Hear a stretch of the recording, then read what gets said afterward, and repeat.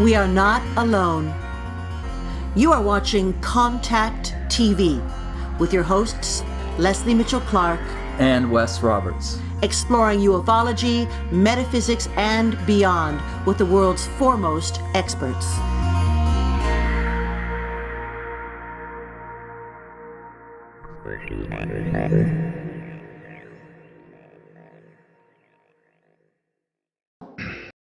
Not alone. And hello, everybody out there in, I suppose you could say communication land, because we are communicating everywhere simultaneously all at once. And we are welcoming you back to another episode of Contact TV. I am Leslie Mitchell-Clark, and I'm Wes Roberts. And we are really thrilled because we are now welcoming back to the show part two of a three-part interview with Captain Randy Cramer. And we are really excited to finally be getting this underway. It's been a little bit since we've been able to speak with him.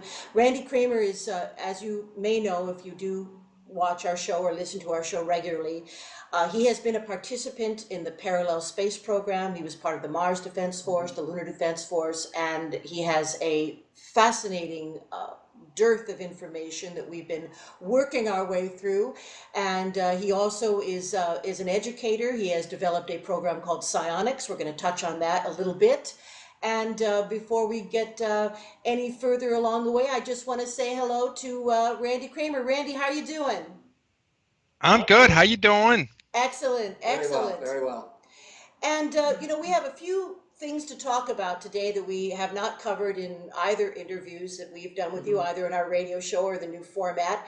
And I'd just like to get right into it. Now, I was watching some very interesting footage of a lecture that you had given not too long ago, where you talked a good deal about the soul, the human soul, or I guess the galactic soul. I don't know if I think all same.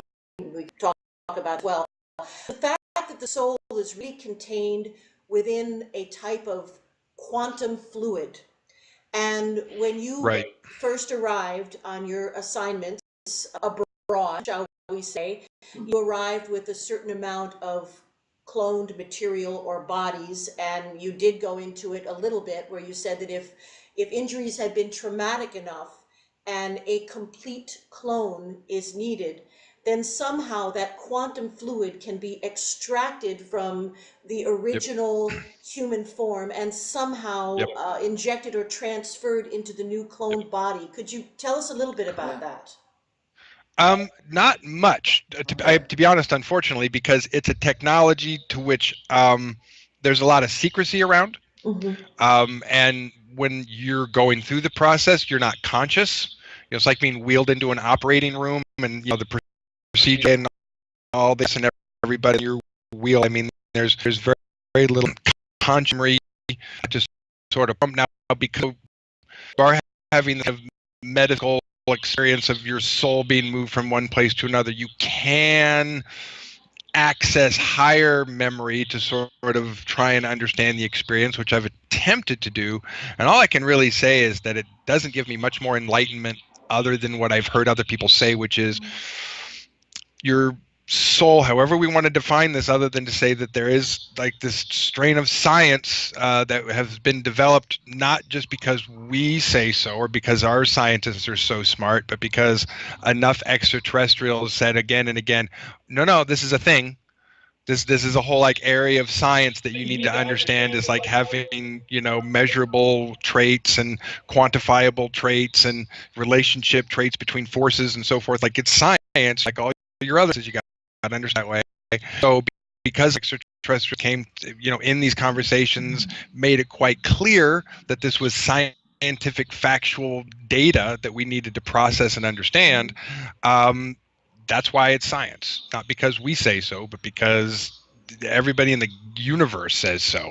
But it's a quantum fluid dynamic, which means on some really, really, really, really micro subatomic level of some of the tiniest particles that are known, of which can make up and hold these fluids, are essentially extracted with a pumping mechanism a pumping mechanism that has the ability to pump this, can contain this fluid.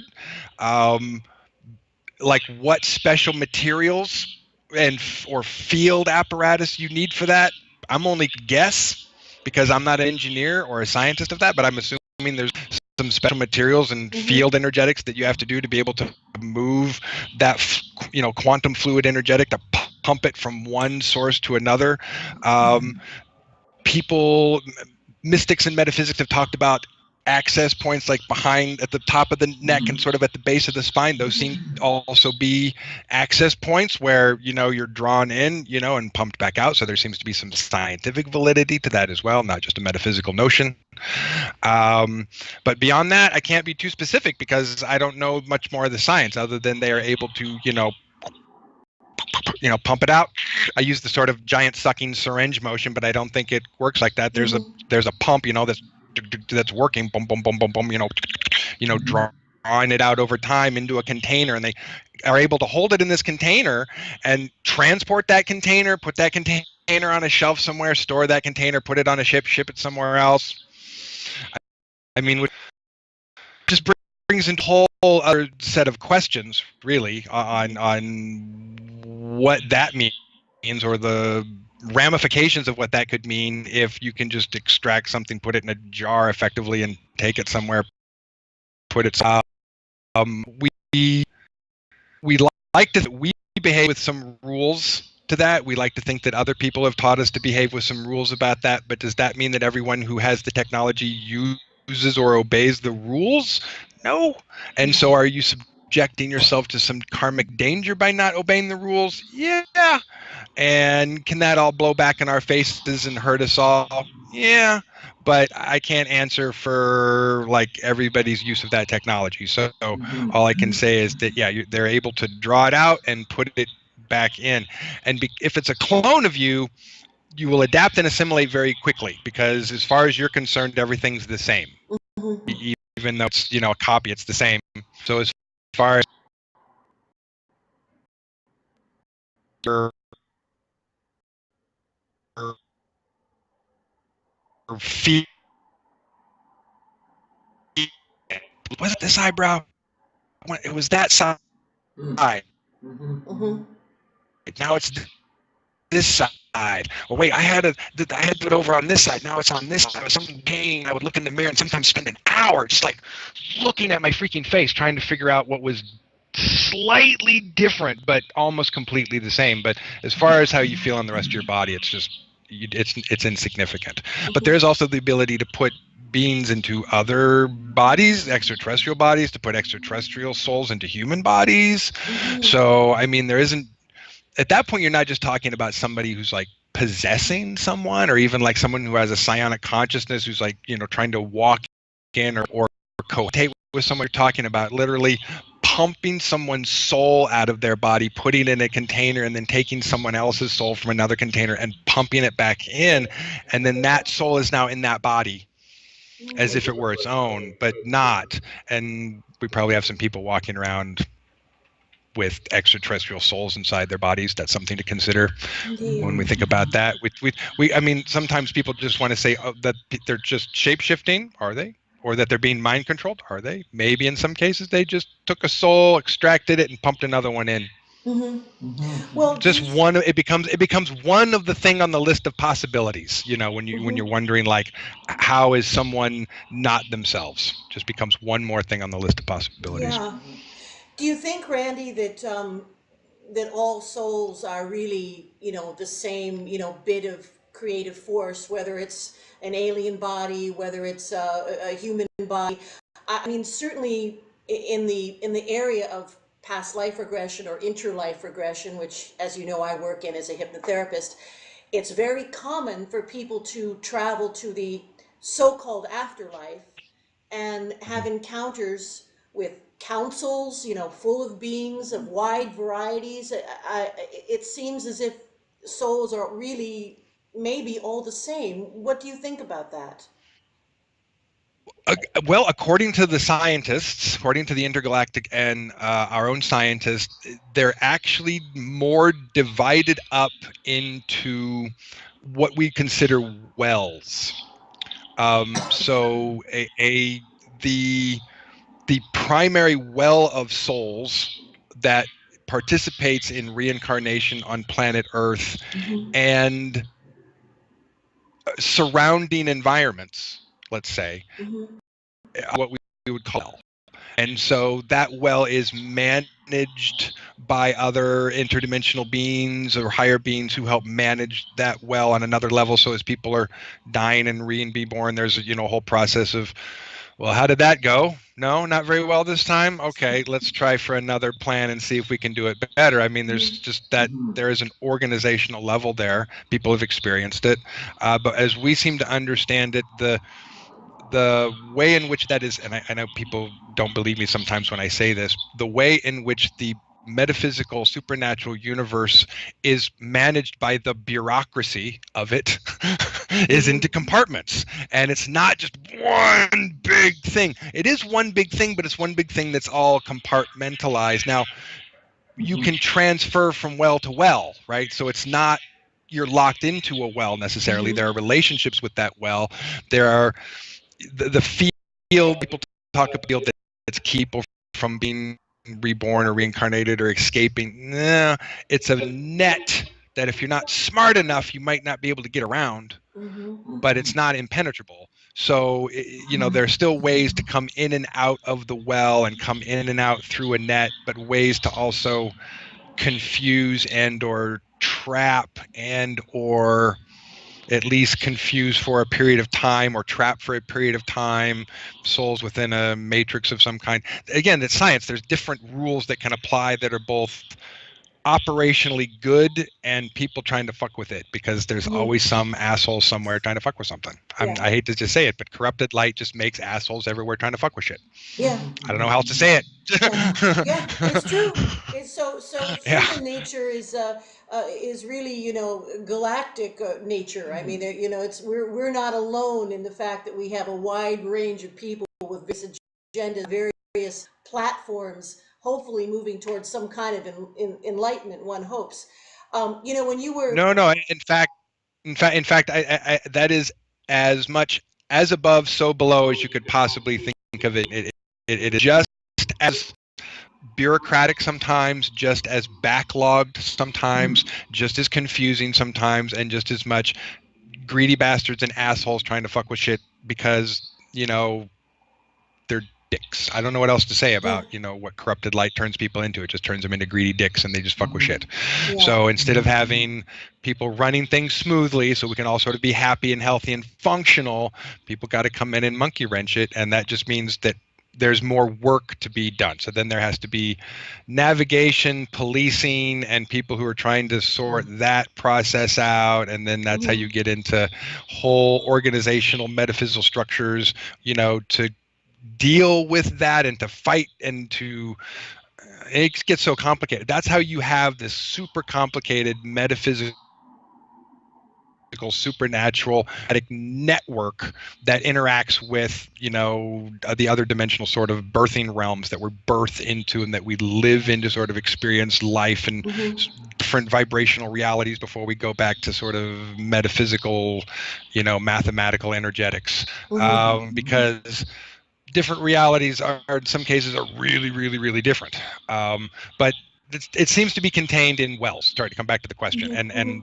those wells can be very, very large. So it's not just like the Earth well. It's a well that extends to maybe this corner of the galaxy, and maybe you might spend more time in this corner of the well and not this corner of the well. I mean, the wells are big, but it's basically sort of what we think of as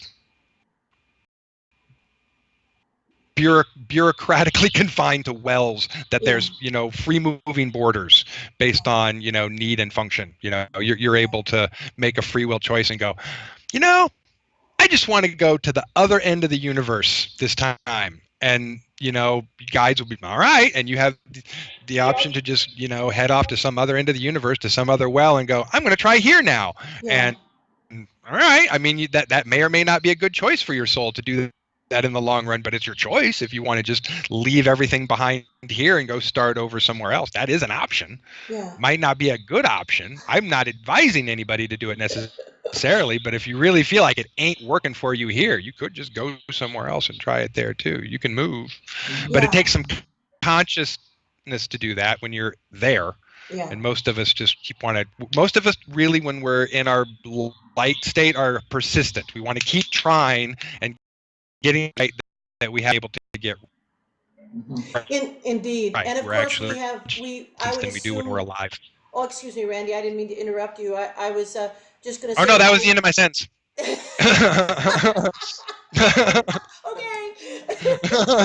That was the end of my sentence, so we're cool. Good. And you know, when I first was, getting my head around this quantum fluid idea, one of our trusty research assistants, actually my husband, believe it or not, discovered that this idea of the quantum fluid is really nothing new. And apparently there's a Vedic tradition, and there's someone named Nisargadatta Maharaj who talked extensively about the appearance of the I am, and that stepping into the body occurs in some way through the third eye or third ventricle with cerebral fluid, which is made up of water, I suppose, proteins, neurotransmitters, and this magic formula, if you want to call it the soul or the establishment of the I am, continues to move through the pineal gland, and maybe DNT is involved, and somehow the presence of the soul is established. So what you're talking about in terms of cutting edge, maybe futuristic science is definitely referenced in the most ancient Vedic texts, that a text that there is in fact a separate substance which is palpable and fluid and establishes that identity. Well, and I believe there has been some establishment of the loss of weight at death, and someone came up with a figure that it's about 19 grams. So at the time of death, that the body loses 19 grams. And so if you're losing which isn't a lot, 19 grams really isn't a lot when you're considering the mass of your entire body, but if you just take a breath and it disappears, well, what's that and where does that go?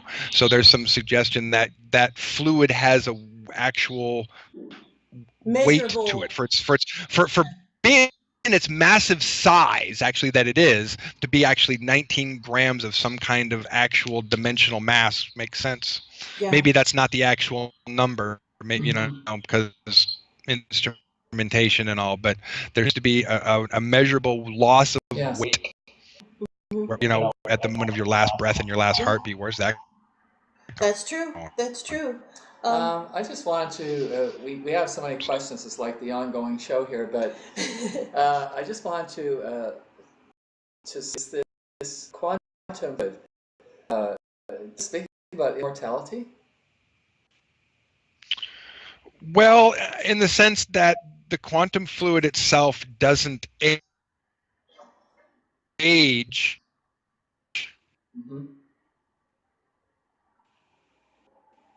Quantum fluid itself has an immortal quality to it, but it is a quantum mechanical room, and I dare want to say utterly destroyed, but there are circumstances where it can be utterly destroyed. Really? Wow. Really? Rare, complicated circumstances that they're not.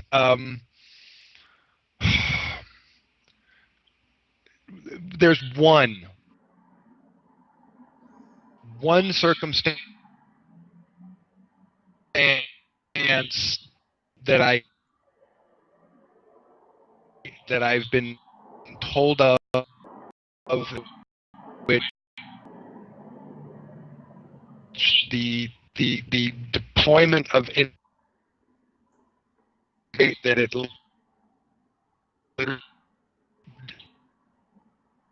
in which but I had a inside of it, so I star in the middle of it. It's a Dyson sphere. I don't know. So that's a Dyson sphere. If you know what a Dyson sphere is, they Yes. build it around a star. And Yeah. the star is the power center in the middle of it. Well, this particular ship design also has a gun, a beam weapon, okay, out the front of it that's powered by that star that concentrates and focuses all that energy into a concentrated beam that's still probably the width of like Jupiter.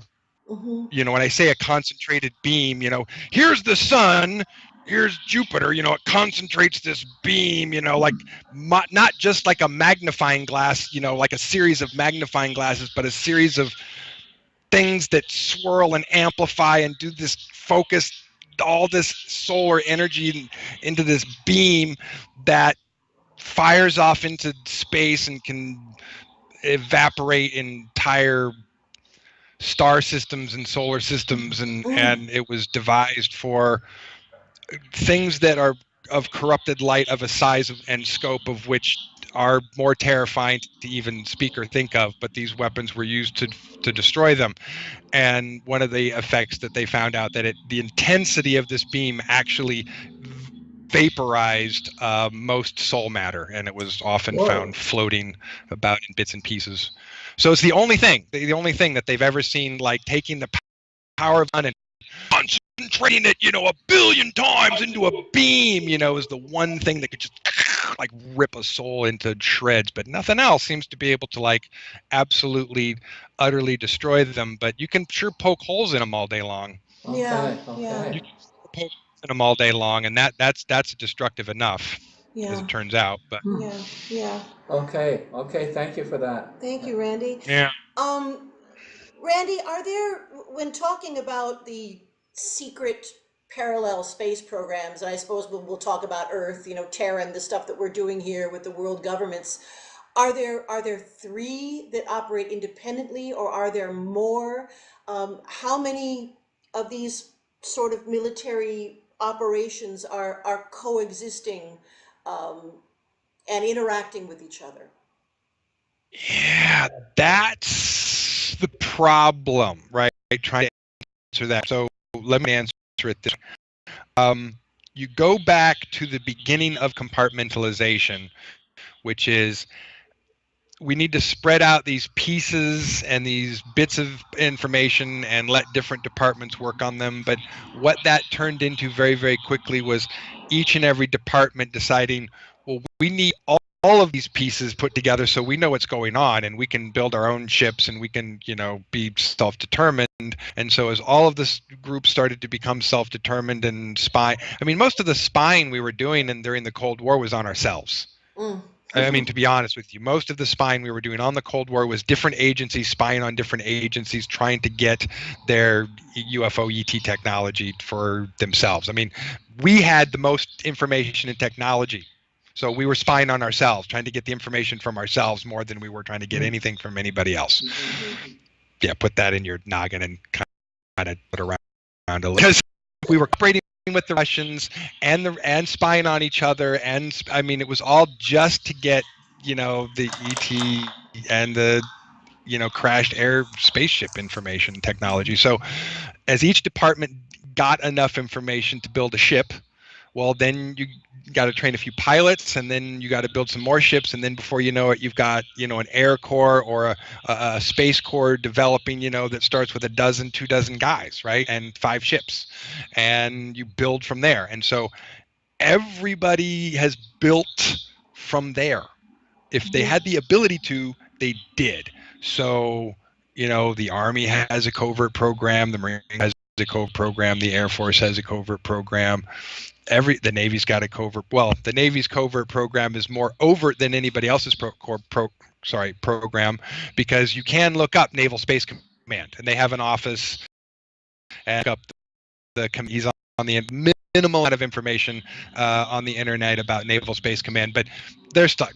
What? Oh, no. We're just launching a few rockets, a few satellites. No, we're not up to anything.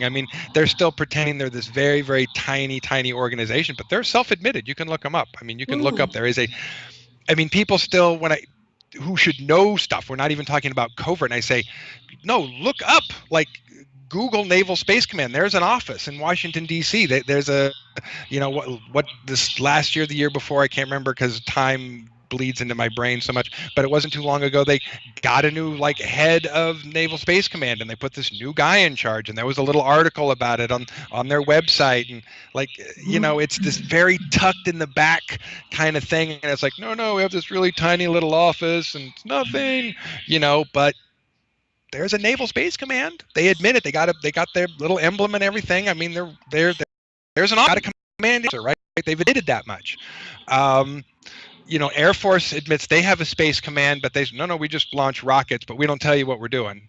Mm-hmm. And then, we launch unmanned probes, but then we don't tell you what we're doing. And then, we launch 30, launches a month, but we're not up to anything. And I mean, so, so Air Force Space Command is just a cover for Deep Space Command, for the Air Force, which is this whole other thing. So they're not telling you anything about what they're launching up in space, but they're also not telling you anything about their deeper program. So the question isn't who makes up the program. The question is who doesn't make up the program. If someone has had the ability to, develop a program, then they've developed a program. And we also know over time that not everybody's program kept going. There are programs that failed. There are programs that programs were annihilated off the map by competitors. Okay, we don't talk about that necessarily, but sometimes there may have been in the development of covert space programs, somebody developed a space program that someone said no, and just said, no, I'm gonna stomp on that right now before that goes anywhere, and you're done.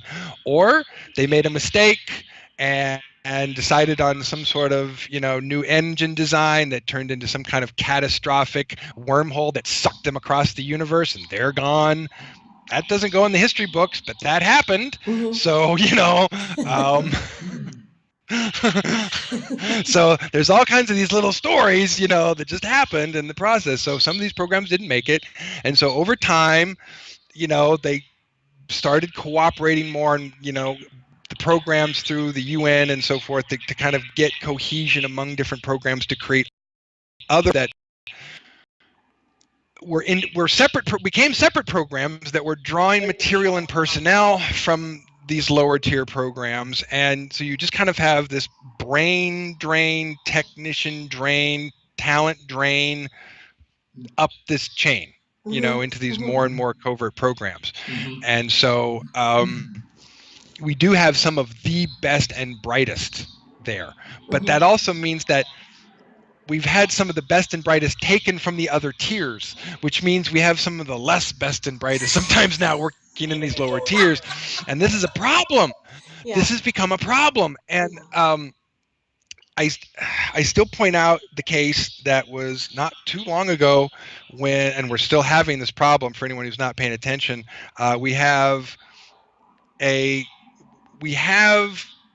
most of our nuclear arsenal has been deactivated, decommissioned state that they cannot fire. That doesn't mean that every single warhead has been disassembled and taken apart and defused. Okay, this is another problem. All right, is really the process of taking aging old weapons that in some cases have mold growing in the joints. Okay. Yeah. Mold growing in the creases of the metal joints and in the screw heads. Okay, that's how old some of these warheads are. They have mold growing on them. They're starting to corrode and decay. And so in some cases they're not able to be fired. They're not able to be launched. That doesn't mean they couldn't be put into the back of a plane and kicked out the back and set off as a dirty bomb. Yeah. Doesn't mean that if the fuses fail, if you understand how a nuclear weapon works, if it doesn't mean if the fuses fail that it could still go off in-house, that it could still go off wherever it's being housed. And so one of the problems that we're having in these expert teams of nuclear engineers that have been going in looking at these fuses that are starting to fail on these weapons, and essentially just trying to buy themselves time because of how much time it takes to take these things apart and grind up the old uranium and plutonium and shit and basically safely do this. There's 5 guys I mean, it's ridiculous. I mean, I'm not even kidding. There's like maybe 5 or 10, 20, a team of like 20 guys who this is their job, and that's it. Like, I mean, the way that the money has been, filtered out into command level and so forth, and I mean, there's really 20 guys who are responsible for doing this job and actually hands-on taking a shit apart, because that's the only, you have this tiny team of professional people who are trained and capable of doing it. Not only trained to do it, want to do it, are willing to do it, right? I mean, for the pay and for what in many cases the Air Force right now is looking dead in career. You get into nuclear weapons. It used to be a career. Like, you get into nuclear weapons, it's like a dead end career, so nobody wants to do it. But we've got all these aging bombs that are like just sitting ready to pop. So again, it's not so much that they're usable, it's that they just could blow up. I mean, and they could be a problem. So there's 5 fuses on a warhead. And when all 5 of those fuses shut off, that's when the weapon becomes volatile. Okay. So in some cases, you have fuses that are failing. You got 3 out of 5, you got 2 out of 5.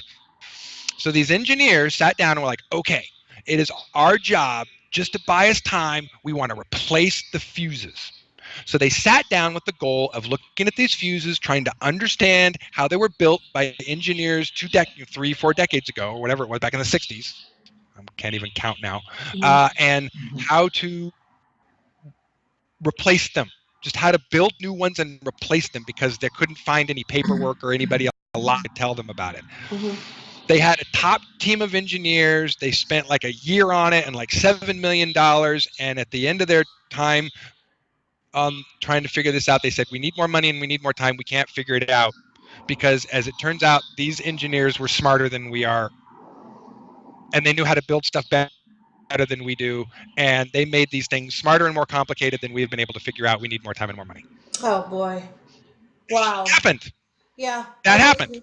Yeah. So that's the brain drain into these deep space programs. Is then we have programs that still need smart people to fix the problems, like nuclear engineering and atomic weaponry, and we got 20 guys that are trying to sort it out. And oh my goodness, if you look at some of the mishandling issues and things that have been done with the weapons, I mean, it's just, I mean, I know that there was it was not too long ago, a bunch of heads rolled. This all came out, and a bunch of heads rolled, and hopefully they've supposedly got a guy who went in and has been cleaning this up.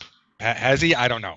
I honestly, I haven't heard enough to tell me that the cleaned up department to tell me it's been cleaned up. But a couple years back, it was this horrible, oh my God, I can't believe what a disaster this is. The top guy got fired. A bunch of people, you can Google this or whatever, a bunch of officers got reprimanded, and there was a whole bunch of people that lost their jobs because of essentially what was just rampant mismanagement within the nuclear weapons arsenals of the Air Force. So that's just an example, just one example. And so we have that same problem happening, where you have people trying to address technological problems that were designed and built by people that were smarter than them. Oh, wow. And honestly are just trying to figure it out, and they can't. Very disturbing. Yeah, it's terribly. Wow. Well, it's what. Let me take this opportunity for a pitch. This is one more reason why we need fundamental public education focusing on math and science and engineering. Because without a fundamental process of public education focusing on teaching kids math, science, and engineering, guess what? We're not going to have those people. But if we had a public education system that said, we want to have a bunch of smart math, science, and engineering people, then we focused on that, then we'd produce them, and we wouldn't have the gaps that we are having right now in technological trained jobs, because we'd have more people with science, math, and engineering backgrounds there. That's my pitch for education. So true, and more women being drawn into those professions. As you know, and I'm as old as dirt, so when I was in school, it was very unusual for any women to be lured or acknowledged into anything but the liberal arts. So as we begin to utilize everybody. Better at that, and I've even seen some of these fascinating and beautiful programs to get girls only science classes. I think were one of the most brilliant that somebody came up with, because there was a study that was done that just showed that girls in mixed classes won't raise their hand and ask questions when there's boys around, because they're too shy. But you put them, I mean, we're talking about teenage girls, adolescent girls, junior high girls, too shy. They don't want to raise their hand in front of the boys. So you just take them into a class where it's just us girls with a female teacher, and they absolutely get engaged and want to learn. So the study was done, and they were like, well, let's just have more of these classes. And so they have absolutely seen successful track of, girls starting at, 11, 12, and 13 years old, starting in science classes and getting career track. And no, there's ways to do it for sure. We've seen examples. So that's just an example of how we can do it right. And that is how we do it more right. So there's ways to do it. It's not even about like, what do we do? How do we do it? It's like, you spend some money on education and you actually want people to learn how to do stuff, not take tests. Absolutely. How unreasonable. I know, how unreasonable can you get? Well, when the current, and I know I don't want to get into a big, political thing today because the situation is too upsetting. I do want to say, no matter what I've verbalized in the past, I am a loyal, patriotic American who cares deeply about what's happening to my home country. And before we get into our last couple questions, I just want to say very quickly, it concerns that a woman who has never spent a day outside of private school, private education, private college, from a billionaire family, who has never set a foot in public school, has never sent a kid to public school, is now the Secretary of Education. Horrifying. That horrifying, and on every level. I see there's someone with a hacksaw coming in going, I am going to cut off arms and legs here because I don't like this. That's all I see happening. Yeah, I know. That's a travesty. Yes. Distraction. A lot of this other stuff, I'm telling you, banning Muslims is a distraction. Let's build the wall as a distraction. That's so we can get the Goldman Sachs guys in position and get ready to make the Bush-Cheney kleptocracy look like romper room. Yeah, no kidding. And I know that you talked before about Dick Cheney and his involvement and corruption. We've gotten into this and other shows. What do you think that? Do you think that John Podesta is going to be able to continue to agitate for disclosure in the midst of all of this numbskull chaos? No. John Podesta's reputation is absolutely destroyed. Yeah. His reputation is ruined now. He has destroyed himself. Pizzagate has destroyed him, and what seems to be rightfully so. I hate to say it, but it looks like him and his brother have been up to no good and are bad touching kids. And I mean, let me say two things. Unfortunately, there is a ton of propaganda in these stories, meaning because we're talking about people who are on one political side of the aisle, the other side just wants to set them on fire and therefore makes up 99 things that are untrue for every one thing that's true about them. This was true during President Obama's presidency. This continues to be true now. So it's not that these people have done terrible things. They have. It just turns out that the right-wing political machine chooses to not focus on the truth and instead chooses to say, let's make up 99 things with that one thing that's true and then make this just look like something insane. So unfortunately, a ton of the conversation about what's happening at the deep core of this is actual, and it's not very accurate, but there's something wrong in Denmark, as the prince once said. And so there's definitely some awful things that, as an question, and I would there are people I would want to seriously sit down and talk to them and ask them about where they were on certain dates and who they were with, and provide me your phone and other records to show me where you were, because I would want to know. And John Podesta and his brother would be two of them. And so it's unfortunate that both sides of the political aisle, both parties, have been so badly contaminated by corporate corruption, because there were genuine efforts on both sides. There are genuine, heartfelt, patriotic Americans on both sides of both political aisles who want bona fide change that is good for everybody, that helps American jobs and our economy and stops, sifting it up to the top billionaire class. And they have all been circumvented on both sides by political carpetbaggers who have done a really, really good job of using the language of either side to get what they want. So one side throws red meat to get what they want, the other side throws red meat to get what they want, and they're all lying. But that doesn't mean that every Democrat and every Republican's a liar, right? This is the problem. This is the problem that we have.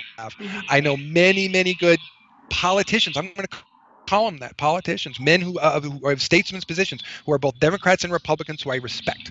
Some of them in my own state, some of them in other states of which I have personally interacted with. Okay, there are people who are trying to operate government in a sane, rational way in which it's supposed to function, which is so that everything runs smoothly, so that the economy runs smoothly, so that things get from place to place smoothly, so that the roads work, so that the power lines work, so that the poop goes one way and not the other way. I lived in Colorado Springs for a little while when the city down the road had a problem. The river came up and washed their whole sewage system right back into the river, and the poop went the wrong way. And it was not good. And so, government makes sure that stuff goes, that the poop goes the right way, that this goes the right way, that things don't burn the whole house down. Because if there's one thing that we've learned, the people who businessmen cannot be trusted to navigate or manage themselves, because they will act like it's 1845. And anyone who thinks that 1845 was a time of fair and just business practices needs to read a history book, right? Because it was the most corrupt, the most corrupt business practices, because there was no regulation whatsoever. There was no management whatsoever. The federal government had almost no jurisdiction to control what people were doing. And miners and ranchers and people could just absolutely murder people for their land and their deeds, and drop them and just do the most horrible business practices for the sake of profit. So we know that if you just let business people do what they want, they like pirates. Yes. So Absolutely. There are wonderful, honest politicians on both sides who want to make government the fair thing that it's supposed to be, to say, no, we just want you to be fair. We want our fair share of what we need of that. We want you to act fair to that person, to that party, and that party to act fair to that party. That's really what we're here to do, is to set minimum standards and make sure everyone, to be the referee, to make sure everyone's playing fair. That's what it's supposed to do. And when it functions, that's what it does. But corrupt money in politics has, screwed that over. So all I have to say about this whole process is everyone wants to burn it to the ground, and that's a mistake.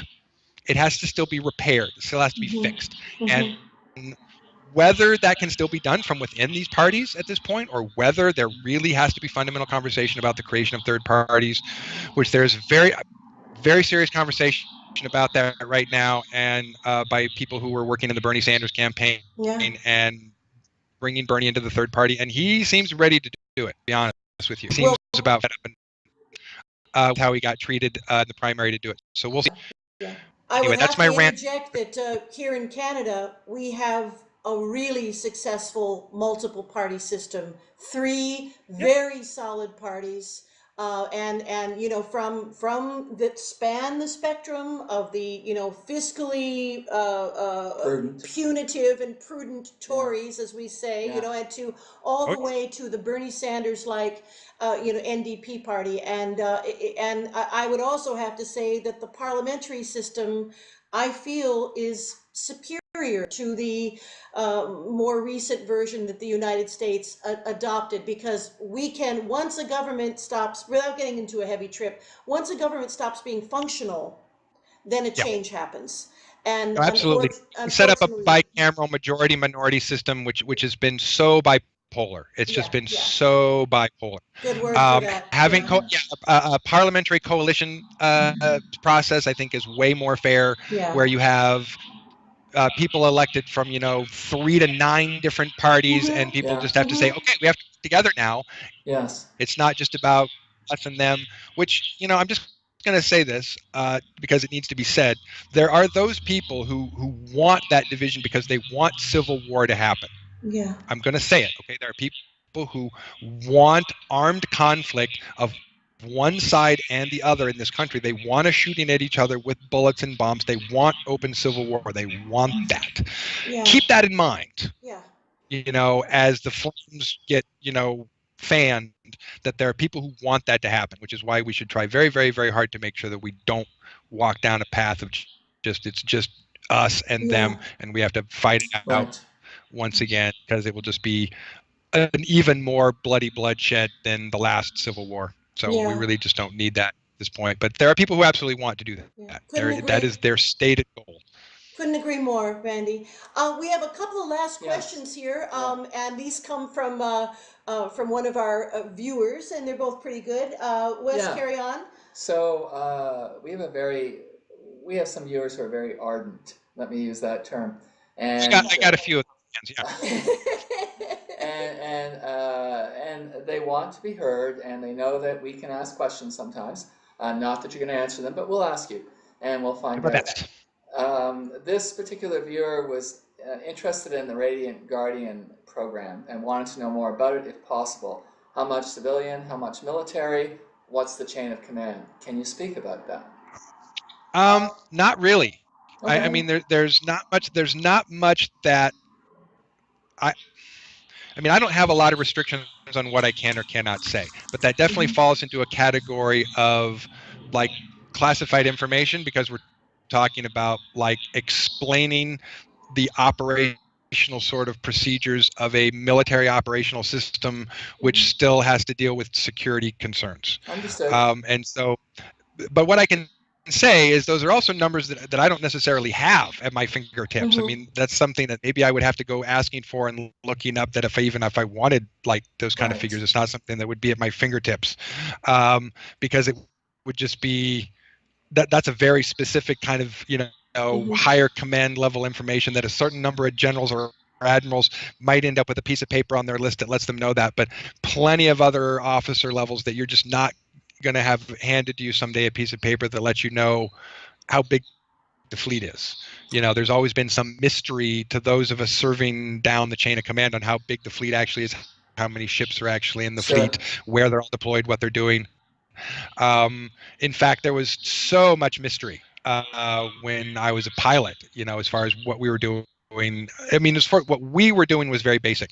The larger ship would go from place to place, and then we would go out on patrols, and we would, do this patrol pattern, come back, and wait so many hours and do it again, and then wait so many hours and then do it again, and then that was a day cycle. Three 4As. Three patrols a day, which were about 3 to 4 hours of patrol, and that was essentially a day. So a day's work, and that was what we did. But beyond that, I have no idea what was really happening. I mean, we weren't allowed in the engineering section, we weren't allowed in the command section. So I don't know what happened in the tail end, because I was never there's a door that I was never allowed to go past. I was in the command section one time when I was escorted up into a senior officer's office who wanted to have a brief conversation with me. And normally they'll come to you. It was one moment where I got escorted up to talk to him, got to walk up, the command section, it's shiny. But I mean, normally you never, I've never seen the bridge. I don't know what the bridge looks like. I have no idea. I don't know how big the bridge is. I don't know how many people are on the bridge. I don't know if they have a big window or a view screen. I've never been on the bridge. I have no idea. So I don't know I understand from conversation that they had a multiple power source propellant system. So they had multiple systems that could move the ship in case one or more failed. Beyond that, no idea. So we really often felt like we were being kept in a box, and some people, used to joke, some smart ass joked about, being Schrodinger's cat, and it's just like, am I alive or dead today? I don't know. I'm in a box. And, I'm in a box. I don't know. And so it was just, we don't know, what we were doing any given day, because there's just no communication at that level. So I apologize for not even being able to touch that question, other than going, that's fine. It's a detailed level of information that's above my grade, and is just, yeah.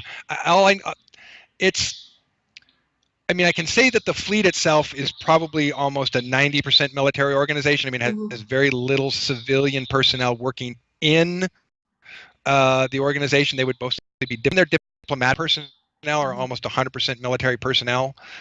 So it would be a very tiny percentage of civilian personnel operating within sort of that arm of the complete. But beyond that, there's not much I can say. Okay. Well, thank you very That's much.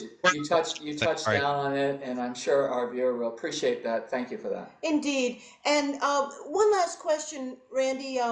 There's been some rumors in the ufology community, I guess, that there has been fairly recently a rather significant explosion of a battle carrier on Mars.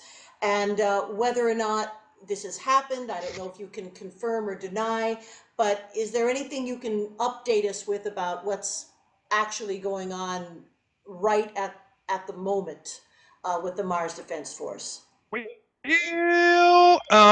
let's see. What can I say about that?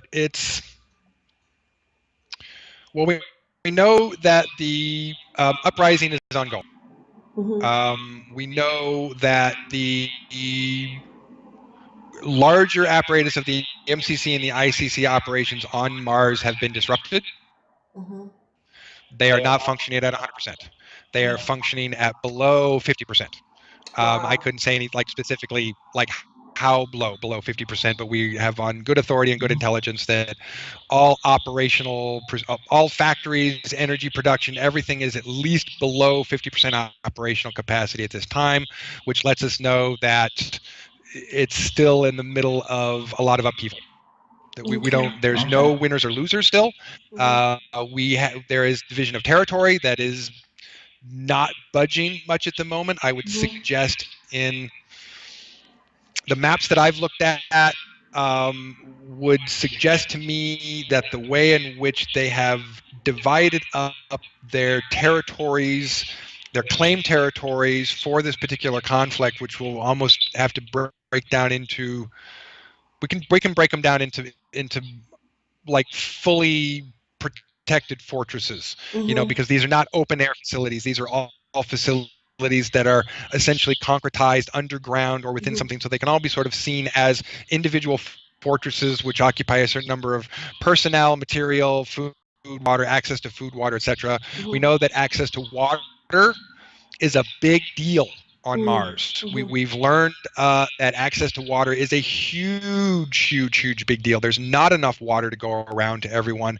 They're not getting enough water, or I should say that the ICC's cost for pumping that water and what they're charging people for the water. Oh, you need water? That's fine. We'll pump it to you, but it's so operating in colonies is much the same that they have here by overcharging the colony companies for water and resources and everything else. So many of the colonies are experiencing heavy financial hardship already because of being, crushed upon by the ICC, which was causing management to have to step on labor much harder. And then labor finally said, no, we've had enough. And so as it happens, labor uprising, some management, of course, siding with labor, some management siding, with the top level, and then you just have absolute chaos at that point as it tries to sort itself out. And so as we have seen the territory that they've sort of been able to divide themselves into sort of fortress in territory, so they have limited access to food, water, supplies, they have limited supply chains, so this isn't going to last forever. Yeah.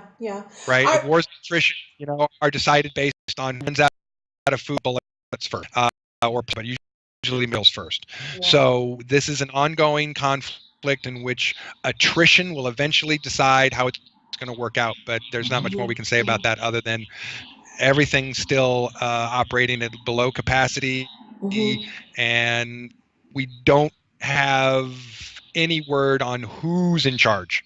Okay. So that at this point, I would suggest that we still have tiny factionalized groups which through some sort of loose form of organization, all right, when the bombs go off at once, we'll all, hit the guys in the head with the pipes. And, so I think what became a loose sort of uprising of small groups is finding difficulty cohesion, but on both sides, I don't know that there's cohesion on the other side trying to sort of, put down that uprising, because it's not clear, as it always is in such conflicts, whether it's the right thing to just stomp down the uprising or whether it's the time to negotiate with labor.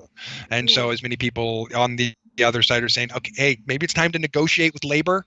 Isn't this how we do this? We kick them and kick them and kick them until they uprise, and then we negotiate. So let's negotiate.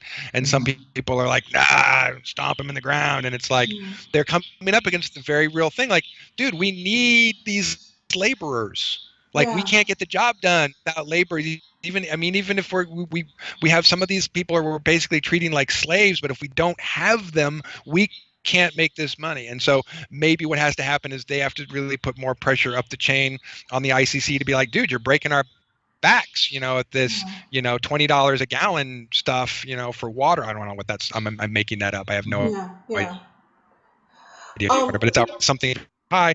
And so maybe that has to happen, that the whole system of negotiation has to completely change before there will be some kind of balance brought to it. But I don't know. At this moment, it's just chaos. Okay. Randy, are any of the indigenous beings that we've discussed at great length in other shows, are they involved in any of this conflict? Are they taking sides? The reptilian beings, or the insectoids, are they just hanging out in their underground pods and their lairs, or is this shall we say, a multi-racial, a multi-life form conflict going on right now?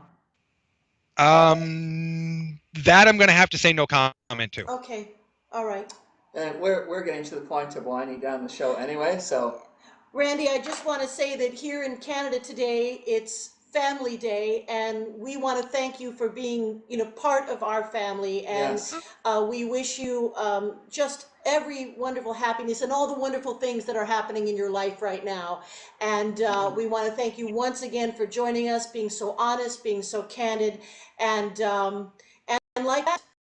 So thank you so much, Captain Randy Cramer, Captain Kaye, and we will get together with you in the not too distant future for part 3 of our 3-part interview here on Contact TV. Thank you so much, Randy, and take good care. Oh, my pleasure. It's President's Day up here, so we have taken Lincoln's birthday and Washington's birthday and turned them into one day for mattress sales. So if you want to get a 50% off sale on a mattress today somewhere in America, today's the day, man. Today's your day. President's Day mattress sale. Well, I got a great mattress. I don't need a mattress, but yeah, President's Day. It's a bank holiday. Otherwise, I'd be at the bank. But. Okay. Well, we know taking care of my bank. Soon. We will, Randy. And thank you so much once again for joining us. It's always such a pleasure. We appreciate you so much, and take good care. And we'll be speaking to you again very soon. Thank you. My pleasure. Take care now. Thank you. Bye-bye now. My pleasure. Good to talk with you as always. Randy. Thank you for watching Contact TV. We would like to thank our generous sponsors: Lightwork Hypnosis, UFOria and the UFOria Chronicles, Earth Mystery News, Conspiracy Culture Books, MUFON Canada, Free Experiencers, the Dr. Edgar Mitchell Foundation for Research into Extraterrestrial Encounters, and Variety Store Productions. For guest booking information, please email Wes Roberts at producer@contacttv.ca. And don't forget to join us on Facebook and Twitter.